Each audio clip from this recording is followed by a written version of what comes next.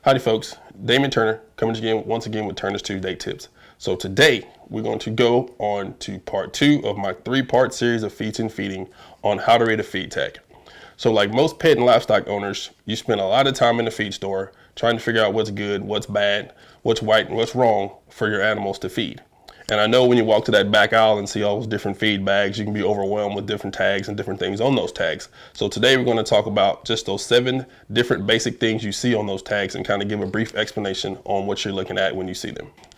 All right, so let's get started. So the purpose of a feed tag. As we all know, the purpose of a feed tag is to give you a description of what's in that bag. Okay, when you do that, you want to make sure you are fulfilling the needs of your animal. And also what a feed tag does is give you a clear and precise comparison of other feed labels that you can do so you can compare the two to figure out which feed best fits your animal's needs. First, we have product name. The product name should be exactly what the intent of the feed is for your animal. Here you have maintenance feed. When I think maintenance, I think of a horse or an animal that does not do a lot of strenuous activity, but you want to maintain the body composition that your animal already has at this time. Next, we have the product purpose statement. This statement gives specific information on what the feed is for and what the feed is used for or formulated for.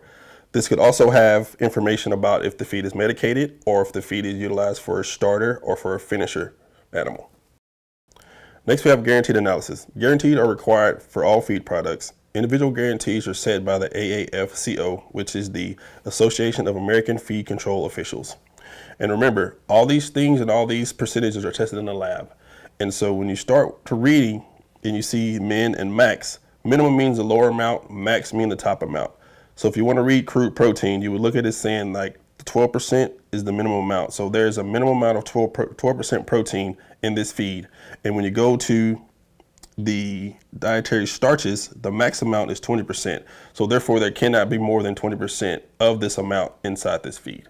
So what you're going to have to do is make sure when you're looking at feeds, different formulations are for different species. So be aware of what species can and can't have different levels of different certain percentages of feed in their daily rations. Next, we have ingredients.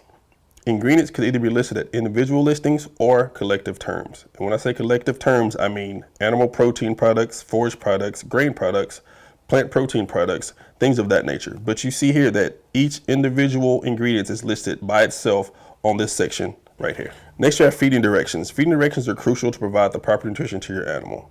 As you can see here, this says feed twice a day, certain amount a day, depending on the body condition score of your animal. And also make sure that you get the recommended amount of forage to your animal, which is displayed here, which says 1.0 to 1.75% of 100 pounds per body weight. So make sure whenever you decide on a feed, you also follow the feeding directions to get the crucial nutrients needed for your animal's performance. Next, we have warning or caution statements. These are crucial to read and understand. Several warnings are associated with withdrawal periods of different medications. Caution statements are also required by the FDA when using any type of medicated feeds and levels in feeds. These cautions or warning statements are crucial to ensure proper well-being of your animals and should not be taken lightly.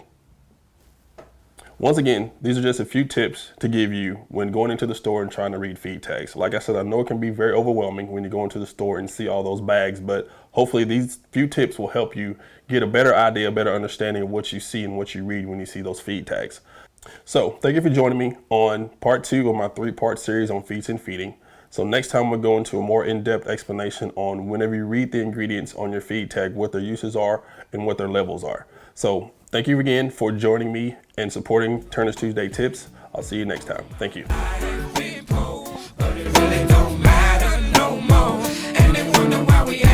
This way, every